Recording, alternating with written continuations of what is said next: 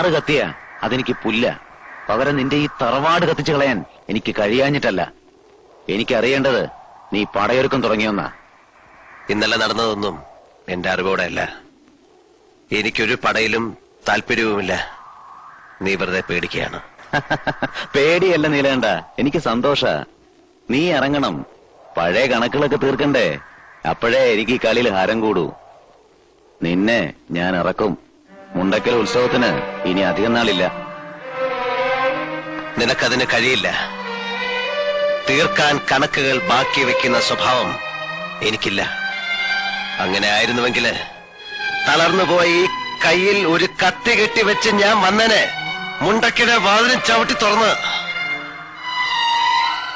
പഴയ നീലകണ്ഠനെ മറക്കാൻ ഞാൻ തന്നെ ശ്രമിക്കുക. ഓർമ്മിപ്പിക്കാൻ നീ വെറുതെ ശ്രമം നടത്തണ്ട. ചേര, നീ പോ.